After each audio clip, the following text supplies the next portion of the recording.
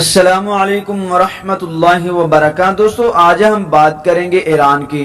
ایران کا سابقہ نام فارس اور موجودہ نام جمہوری اسلامی ایران ہے۔ جنوب مغربی ایشیا کا ایک ملک ہے جو کہ مشرق وسطی میں واقع ہے۔ ایران کی سرحدیں شمال میں آرمینیا، آذربائیجان اور ترکمانستان، مشرق میں پاکستان اور افغانستان اور مغرب میں ترکی اور عراق کردستان علاقے سے ملتی ہیں۔ مزید برآں خلیج فارس اور خلیج عمان واقع ہے۔ اسلام ملک کا سرکاری مذہب ہے اور فارسی قومی زبان ہے۔ اس کے سکے کو ریال کہتے ہیں۔ فارسیوں، آذربائیجان کردوں، کردستانی ملک میں سب سے زیادہ اور اہم نسلی گروہ ہیں۔ ایران کا دارالسلطنت تہران ہے جو کہ کوہ البرج کے قریب واقع ہے۔ ایران جغرافی اعتبار سے بہت اہم ہے۔ قدرتی گیس، تیل اور قیمتی معدنیات اس کے دامن میں پوشیدہ ہیں۔ رقبے کے اعتبار سے دنیا میں 17 نمبر پر شمار کیا جاتا ہے۔ ایران دنیا کی قدیم ترین تہذیبوں میں سے ایک ہے۔ ملک کی تاریخ ہزاروں سالوں پر محیط ہے جو کہ مدائن سلطنت 278 قبل مسیح سے لے کر صفوی اور پہلوی سلطنت تک پھیلی ہوئی ہے۔ یہ ملک اپنی تہذیب و تمدن کے اعتبار سے ایشیا میں تیسرے نمبر پر اور دنیا میں 11ویں نمبر پر قابض ہے۔ یورپ اور ایشیا کے وسط میں ہونے کے باعث اس کی تاریخی اہمیت ہے۔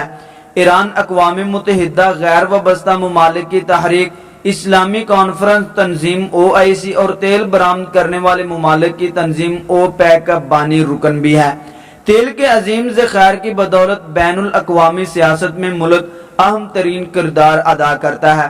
لفظ ایران کا مطلب آریوں کی سرزمین بھی ہے۔ ملک کا وسیع اور مشرقی علاقہ وسیع آب و ہوا والا اور صحراؤں پر مشتمل ہے جن میں کہیں کہیں نخلستان بھی ہیں۔ مغرب میں ترکی اور عراق کے ساتھ سرحدوں پر پہاڑی سلسلے ہیں۔ شمال میں بھی بحر قزوین کے ارد گرد زرخیز پٹی کے ساتھ ساتھ کوہ البرز واقع ہے۔ 8 اپریل کی تاریخ ایران میں جوہری ٹیکنالوجی کے قومی دن سے مناسبت رکھتی ہے۔ آج کا دن مقامی ٹیکنالوجی کی بنیاد پر یورانیم کی افزودگی کی سرگرمیاں شروع کیے جانے سے مناسبت رکھتا ہے۔ اس بڑی سائنسی کامیابی کے اعلان کے بعد ایران کے ثقافتی انقلاب کی اعلیٰ کونسل کی منظوری اور ایران کے جوان دانشوروں کی قابل افتخار کوششوں کی قدردانی کے مقصد سے 8 اپریل کی تاریخ کو ایران میں جوہری ٹیکنالوجی کے قومی دن سے موسوم کیا گیا ہے۔ جوہری ٹیکنالوجی کا اطلاق ایٹم کے شگاف اور انہیں جوڑنے کی توانائی کے ذریعے قدرتی یورانیم کو افزودہ یورانیم میں تبدیل کرنے کی توانائی پر ہوتا ہے۔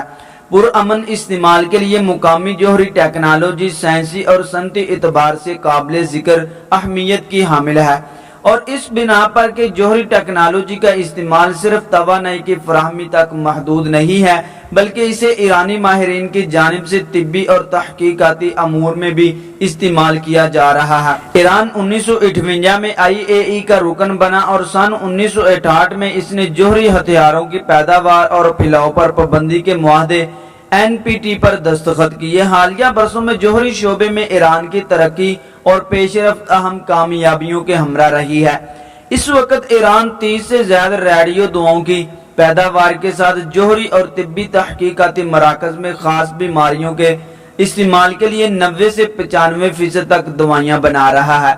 اس سلسلے میں ایران کی ایک اور کامیابی تہران کے طبی تحقیقاتی ری ایکٹر کے ایندھن کی فراہمی کے لیے یورانیم کو 20% تک افزودہ بنانا ہے۔ تہران کے یہ ایٹمی ری ایکٹر کینسر کی بیماری میں مبتلا بیماروں کے لیے دوائیاں تیار کرنے میں سرگرم عمل ہے، جسے 20% افزودہ یورانیم کے ایندھن کی ضرورت ہوتی ہے جو کہ 2 سال قبل تک بیرون ملک سے درآمد کیا جاتا تھا، مگر مغرب نے ایران کے خلاف پابندیوں اور ایران میں یورانیم کی افزودگی کی مخالفت کے بہانے 20% افزودہ یورانیم کا ایندھن دینے سے انکار کر دیا، جس کے بعد ایران کے ایٹمی توانائی کے ادارے نے ایندھن کی اس ضرورت کو پورا کرنے کے لیے کم کے فردو ایٹمی ری ایکٹر میں جوہری ایندھن کی ری سائیکلنگ کے منصوبے پر عمل کرتے ہوئے، جس کی ساری سرگرمیاں ایٹمی توانائی کی بین الاقوامی ایجنسی کی نگرانی میں تھی، اس میں جاری کر دی۔ یورانیم کی 20% افزودگی کے عمل میں کامیابی بھی حاصل کر لی۔ جوہری شعبے میں ایران کی ایک اور کامیابی فیوز یعنی کہ پگھلانے والی مشین تیار کرنا ہے، اور اس وقت ایران اس حوالے سے ٹیکنالوجی رکھنے والی دنیا کے 5 ملکوں میں شامل ہو چکا ہے اور ایران مشرق وسطیٰ کا واحد ملک ہے کہ اس سلسلے میں جس کی سرگرمیاں IAEA کی نگرانی میں جاری ہیں، اور توقع کی جاتی ہے کہ آئندہ 10-15 سالوں میں جوہری دنیا توانائی کی پیداوار میں جوہری شگاف سے اسے پگھلانے کے مرحلے میں داخل ہو جائے گا۔ جوہری ٹیکنالوجی کے شعبے میں ایران اس وقت اس منزل پر پہنچ گیا ہے کہ دنیا کے دیگر ملکوں کے ساتھ مشترکہ جوہری منصوبوں، یورونیم کی افزودگی اور ایٹمی فیوز کے منصوبوں پر عمل درآمد کرنے کی توانائی رکھتا ہے، مگر پھر بھی امریکہ اور گنتی کے چند دیگر ممالک جن سے ایران کی ترقی اور پیش رفت برداشت نہیں ہو رہی، تہران کی ترقی کی راہ میں مختلف طرح کی رکاوٹیں کھڑی کر رہی ہیں۔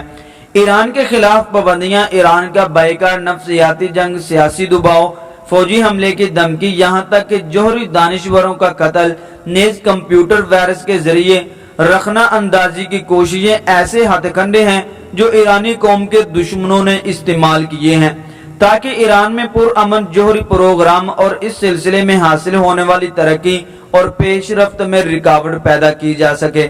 تاہم مغرب کی ان تمام تر خلاف ورزیوں کے باوجود جوہری ٹیکنالوجی اس وقت ایرانی قوم کی ایک اہم ترین قابل افتخار سائنسی ترقی میں تبدیل ہو چکی ہے۔ ایران کا سب سے پرانا شہر 8000 سال کی تاریخ کے ساتھ ایران کا سب سے پرانا شہر اور سب سے قدیم تہذیب بھی کہلاتا ہے۔ موجودہ آئین 1979 کے انقلاب کے بعد منظور کیا گیا، جس کے مطابق ایران کو ایک اسلامی جمہوریہ اور اسلامی تعلیمات کو تمام سیاسی، سماجی اور معاشی تعلقات کی بنیاد پر قرار دیا گیا ہے۔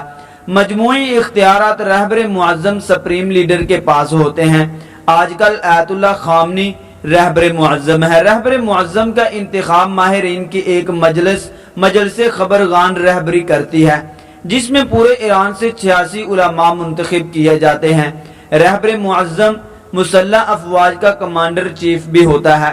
حکومت کا سربراہ صدر ہوتا ہے، جسے پورے ملک سے بالغ رائے دہی کی بنیاد پر منتخب کیا جاتا ہے۔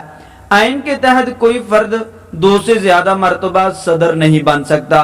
قانون سازی کے اختیارات مجلس کے پاس ہوتے ہیں، جو کہ 290 منتخب اراکین پر مشتمل اور 4 سال کے لیے علاقوں، مذہبی برادریوں کی نمائندگی کرتے ہیں۔ عیسائیوں، تشیعوں اور یہودیوں کے اپنے نمائندے مجلس میں شامل ہوتے ہیں۔ مجلس کے منظور شدہ قوانین منظوری کے لیے شورا نگہبان کے پاس بھیجے جاتے ہیں۔ شورا نگہبان اس لحاظ سے مجلس کے منظور کردہ قوانین کا جائزہ لیتی ہے کہ وہ آئینی اور اسلامی قوانین کے مطابق ہیں یا نہیں۔ اس میں رہبر معظم کی جانب سے نامزد کردہ 6 مذہبی رہنما اور عدلیہ کے نامزد کردہ 6 قانونی ماہرین شامل ہوتے ہیں، جن کی منظوری مجلس دیتی ہے۔ شورا نگہبان کو مجلس مقامی کونسلوں، صدارت اور مجلس خبرگان کے امیدواروں کو ویٹو کر دینے کا اختیار بھی کرتی ہے۔ قانون سازی کے حوالے سے مجلس اور شورا نگہبان کے درمیان میں پیدا ہونے والے تنازعات کے حل کے لیے 1988 میں مجمع تشخیص مصلحت نظام کونسل قائم کی گئی۔ اگست 1990 سے یہ قومی پالیسی اور آئینی امور پر رہبر معظم کا مشیر ادارہ بن گئی۔ اس کے سربراہ سابقہ صدر علی اکبر ہاشمی ہیں اور اس میں حکومت کے تینوں شعبوں کے سربراہ اور شورا نگہبان کے مذہبی ارکان شامل ہیں۔ رہبر معظم 3 سال کے لیے ارکان نامزد کرتا ہے۔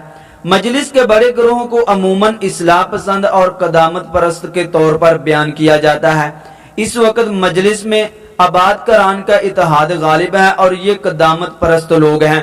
1997 میں صدر خاتمی کے منتخب ہونے کے بعد ایران کے زیادہ تر ممالک سے تعلقات بہتر ہوئے ہیں۔ 1998 میں برطانیہ اور ایران کے تعلقات اس یقین دہانی پر بحال ہوئے کہ ایران حکومت کا سلمان رشدی کی زندگی کو خطرے میں ڈالنے کا کوئی ارادہ نہیں ہوگا۔ 1999 میں برطانیہ اور ایران نے سفارتکاروں کا تبادلہ کیا۔ ایران اور امریکہ کے تعلقات 1980 میں ٹوٹے اور آج تک بحال نہیں ہوئے۔ جولائی 2001 میں امریکہ نے ایران اور لیبیا پر پابندیوں کے قانون میں مزید 5 سال کے لیے توسیع کر دی۔ جنوری 2002 میں صدر بش نے ایران کو بدی کے محور کا حصہ قرار دیا۔ اس وقت ایران مغربی طاقتوں کی جانب سے جوہری پروگرام، مبینہ دہشت گردی، مشرق وسطیٰ کے امن کو خراب کرنے کے خواہشمند گروہوں کی مبینہ سرپرستی اور دیگر الزامات کا نشانہ بنا ہوا ہے۔ اسلامی جمہوریہ ایران نے مغرب کی ریشہ دوانیوں، امریکی سازشوں اور عالمی سامراجی طاقتوں کی طرف سے ملت ایران کے خلاف مسلسل دھمکیوں کے بعد ہر سطح پر خود کفیل ہونے کا فیصلہ کیا اور ایٹمی ٹیکنالوجی، نانو ٹیکنالوجی، قانون اور میڈیکل کے ساتھ ساتھ ایئر پلیس ٹیکنالوجی نیز دفاعی شعبوں میں بھی بے پناہ ترقی کی ہے۔ 1980 کی دہائی میں ایران عراق جنگ کے بعد سے دونوں ممالک کے تعلقات کبھی معمول پر نہیں آ سکے، تاہم عراق کے تنازع پر ایران نے غیر جانبدار ہونے کا اعلان کر دیا ہے۔ اگرچہ اس نے فوجی کارروائی پر تنقید کی ہے، لیکن اس نے اعلان کیا ہے کہ وہ تنازع سے باہر ہی رہے گا۔ اس کا کہنا ہے کہ وہ ایک مستحکم اور متحد عراق کے لیے کام کرنا چاہتا ہے۔ ایران کا عراق کی عبوری حکومت کے ساتھ براہ راست دو طرفہ معاہدہ ہے۔ ایران بجلی کی فراہمی کے سلسلے میں عراق کی مدد بھی کر رہا ہے۔ 30 نومبر 2004 کو عراق میں سلامتی، عام انتخابات کے بروقت انعقاد اور بیرونی عناصر کی مداخلت روکنے پر غور کے لیے ایران میں ایک کانفرنس منعقد ہوئی تھی، جس کی میزبانی ایران کے وزارت داخلہ نے کی۔ اس کانفرنس میں عراق، سعودی عرب، کویت، ترکی اور اردن اور مصر کے وزرائے داخلہ اور سیکیورٹی حکام نے شرکت بھی کی۔ ایران افغان خانہ جنگی سے بھی متاثر ہو رہا ہے اور وہاں استحکام کے فروغ کا خواہاں نظر آ رہا ہے۔ ایران نے افغانستان کی تعمیر و نو کے لیے 5 سالوں میں $560 ملین دینے کا وعدہ بھی کیا ہے۔ دونوں ملکوں نے منشیات کے خلاف ایک دوسرے کی بھرپور مدد کی ہے۔ ایران میں لاکھوں افغان مہاجرین رہائش پذیر ہیں، جن کی وطن واپسی کے لیے اقدامات کیے جا رہے ہیں۔ 1980 میں انقلاب اسلامی کے بعد سے ایران کا موقف یہ رہا ہے کہ اسرائیل کا وجود غیر قانونی ہے۔ ایران اب بھی اسرائیل کی پرجوش مخالفت پر قائم ہے۔ وہ مشرق وسطی میں امن قائم کرنے کے اقدامات پر بھی اعتراضات کرتا رہا ہے اور مبینہ طور پر فلسطین اور لبنان کے ان اسرائیل مخالف گروہوں کی مدد بھی کرتا رہا ہے۔ 2002 میں ایرانی وزارت خارجہ نے اعلان کیا کہ اگر اسرائیل اور فلسطین کو کوئی معاہدہ قابل قبول ہو، ایران ایسے دو طرفہ معاہدے کو رد نہیں کرے گا۔ دوستو، ایران انتہائی متحرک زلزلے کی پٹی پر واقع ہے، جس کی وجہ سے یہاں آئے دن زلزلے آتے رہتے ہیں۔ 1991 سے اب تک ملک میں 1000 زلزلے کے جھٹکے ریکارڈ کیے جا چکے ہیں، جن سے سرکاری اعداد و شمار کے مطابق 17,600 جانیں ضائع ہو چکی ہیں۔ 2003 میں جنوبی مشرقی ایران میں شدید زلزلے نے تباہی مچا دی۔ اس کی شدت ریکارڈ ہے جو 6.3 تھی۔ اس نے قدیم قصبہ بام کو صفحہ ہستی سے مٹا دیا۔ اس زلزلے نے 30,000 افراد کی جانیں لی تھیں۔ موجودہ ایران کو انتظامی طور پر 21 صوبوں میں تقسیم کیا گیا ہے، جن کو فارسی زبان میں استان کہتے ہیں۔ ہر صوبہ کا ایک دارالخلافہ ہے، جس کو مرکز کہتے ہیں، اور جو عام طور پر صوبہ کا سب سے بڑا شہر ہوتا ہے۔ مرکز یا صوبائی دارالخلافہ کا انتظام علاقائی حکومت چلاتی ہے، جس کا سربراہ گورنر جنرل ہوتا ہے، جس کو ایرانی وزارت داخلہ وفاقی کابینہ کی منظوری سے مقرر کیا جاتا ہے۔ 1950 تک ایران کل 12 صوبوں میں تقسیم تھا، جن کو 1950 میں انتظامی طور پر تبدیل کر کے 10 ریاستوں میں تبدیل کر دیا گیا۔